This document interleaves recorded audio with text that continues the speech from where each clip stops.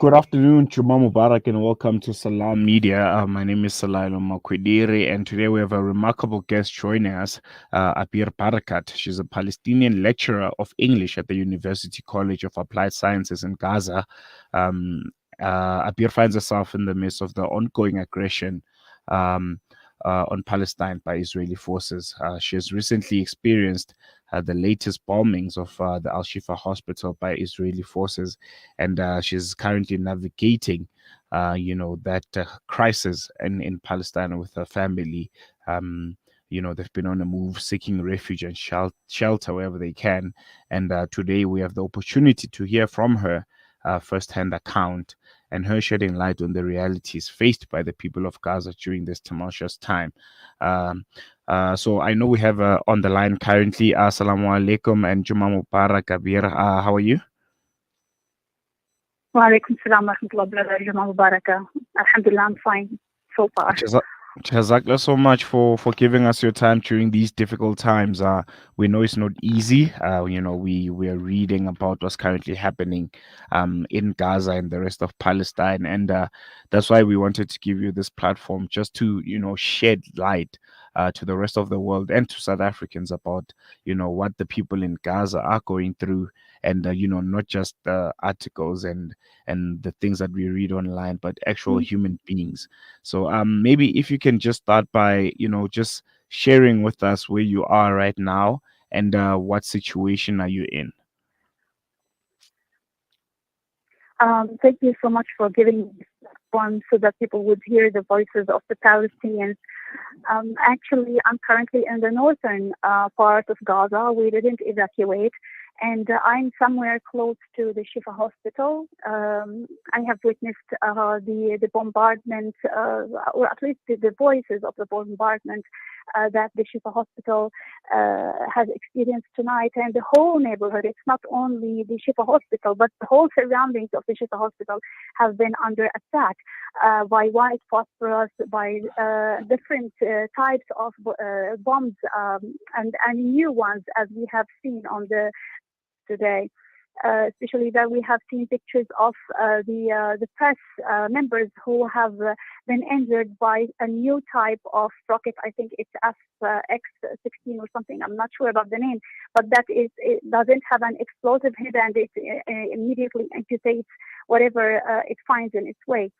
So we could see the smoke, we could hear the voices, we could hear the sounds of the clashes, and we heard that the Israeli tanks are very close to the Shifa hospital, since they are now stationed at the Rantisi Hospital for Children and the Nasser Hospital for Children, and these are just adjacent hospitals. And it is only like 10 minutes by walk, 5 minutes by car to the Shifa hospital. So the Mm. situation is very difficult since last night until now. Bombardment and the clashes didn't stop. Mm. Just tell us about just how important Al Shifa Hospital is to the people of Gaza and to the people of Palestine. What does it provide? Mhm. And it being attacked, and ultimately it not being in commission. How is it going to affect the people of Gaza? Well, first of all, the Shifa Hospital is the main hospital in Gaza and the biggest hospital complex. It has all the kinds of departments. It is the one that has all kinds of specialists. So any smaller hospital in Gaza would direct patients to the Shifa Hospital. And this hospital is in the heart of the city of Gaza. It is in the core of the city of Gaza. Maybe that's why if it is being bombarded, the health system will collapse completely. We will have no place else to go if we are injured, or if we would seek any kind of a treatment. And the problem that would aggravate the situation is that Israel has also bombarded the several hospitals inside the Gaza, in the northern part, and I mean the smaller hospitals. So in this case, if they also targeted the Shifa hospital, we will have no place to go, literally, if any one of us is injured right now. Mm, yeah, that's really unfortunate. And I just want to talk about, you personally, and how this crisis has affected you and your family. What happened to your home? Where have you been evacuated to? And emotionally and psychologically, the impact that all of this has had on you and the the rest of your loved ones. My home and my neighborhood has been bombarded and targeted at the early stages of this aggression. And my home is close to the coastal side or coastal street, the Rashid Street, where the tanks are stationed right now. My home is just 5 minutes walk from the Rashid Street.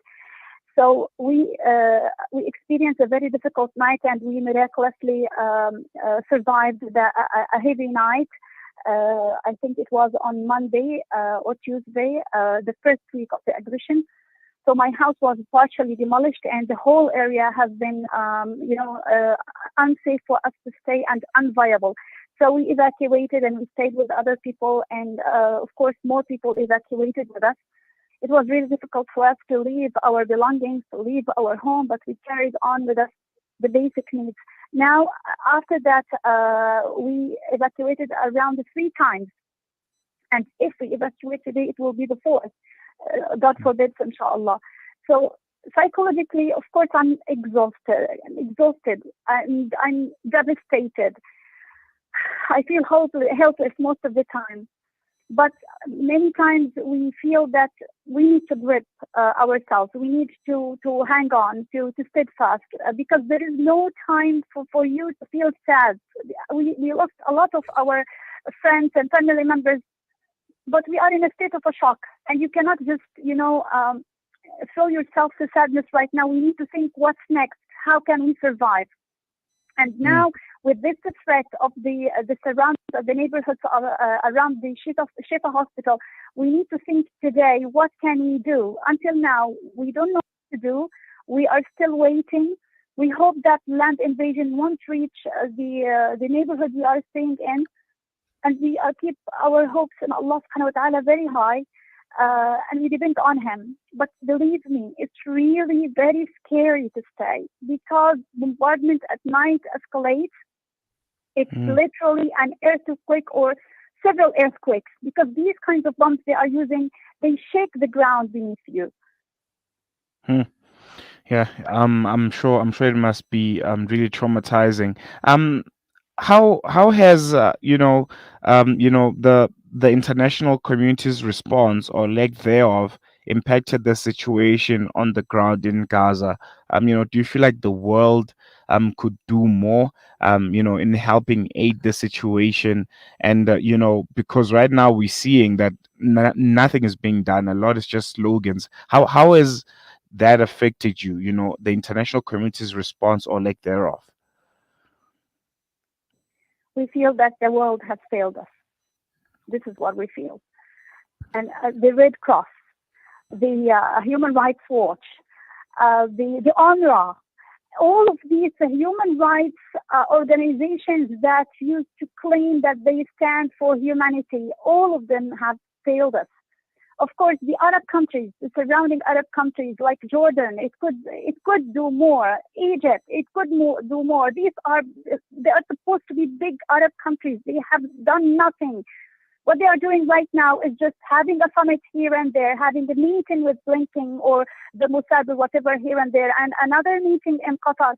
It's more like we feel they are stalling. They are buying time to Israel to continue whatever targets they wanted, or whatever targets they are going to accomplish until they reach the Shifa hospital and destroy it, or occupy the whole of Gaza. So Hmm. the world is watching us while we are dying here slowly. So the Hmm. world is doing nothing. Yes, we thank the free, loving people of the world who go out in marches and who do these boycotts, but we need more. We need more on the level of the government, because Hmm. Israel is not stopping whatever it is doing, and it's not feeling guilty about what it's doing. This is not only a genocide. This is a Holocaust. They are repeating what the German has done to them. They are repeating it on us. So this is a Holocaust Palestinian version. You can call it this way. Mm, mm. And what is like right now? We know when the aggression started to escalate, the Israeli forces, they announced that there's going to be a blockade on essentials. How has that affected you guys? Do you guys have access to essentials, food, water, medical help? Is it easily accessible, or is it a struggle just to survive every day that comes? Yeah, no aid has entered the northern side of Gaza, or by the way, the southern parts of Gaza, because I have friends there and they told me the aid convoys, they claim they are entering, they are nothing. In the north, everything is empty now. There are empty shelves in the supermarkets now. We don't have vegetables at all. We don't have the essentials. If we hear there is a supermarket open, people would run to find like cans or cans of food, or like rice, or macaroni, things like that. You can cook it and it doesn't require electricity. Mm, Gas is also is not enough. So the situation is miserable. We have reserved in this place we are staying in, like we would last 2 to 3 days maximum, but more than that it would be difficult. So there will be an imminent famine in Gaza. Of course, about the clean water, it's not scarce. It doesn't exist. Now what we drink is partially salty water because Gaza is on the coastal side. So we have stations to desalinize the water. These stations are not working. So the water that comes into the taps of the homes are salty, and we have to drink it. mm, mm. And just lastly, before I let you go, what message would you like to convey to the global audience about the situation in Gaza and the experiences of its people? Just one strong message that you feel the world needs to know, and we can wrap up the interview. You know, such a question brings tears to my eyes because for 75 years, the Palestinian people have been living under a huge and unjust occupation, and the world didn't do anything towards it. Just one day that the Gazans responded on the 7th of October and tried to claim their rights, and the whole world came against us, which means the whole world is complicit with the occupation for 75 years. And I don't know if the world would give us any kind of a freedom after that. We are the only ones who are seeking this freedom, and we are being claimed guilty for claiming our rights and for claiming our freedom. So would the world still continue to be silent about what's happening to the Palestinian people? Do you think when you go out in marches that you feel comfortable with your conscience? Think again, because this would happen to you again if you do not stand up with Palestinians. But as Netanyahu says, this is about white and black matter, about the barbarics and about the civilized people. Yes, it is. But we are the white and he is on the black side. We are on the civilized and he is the barbaric. So for everyone in this world, you must choose today, now, which side you are on, and move and take action based on that. Hmm. No, thank you so much, Abir. You are in our thoughts and prayers here in South Africa, and if we could, we would do more. But right now, we don't have anything to offer except our du'as, our prayers, and good thoughts and good wishes, and trying to hold our government here at home to account about how they respond to the crisis that is currently unfolding in Gaza. I pray that you and your family are keeping safe, and there will be light at the end of the tunnel. That's what I can tell you. Thank you so much for giving us your time, and may Allah be with you. Thank you. Thank you. Assalamu alaikum. Walaikum salam. Yeah, I don't think there's any words of discourse after this. Think yeah, we can end the interview. She said a mouthful. Yeah, thank you so much for listening. You can find the interview on Salam Media's podcast channel and all of our social media channels. From me, Salailo, and Nasreen behind the desk. It's goodbye.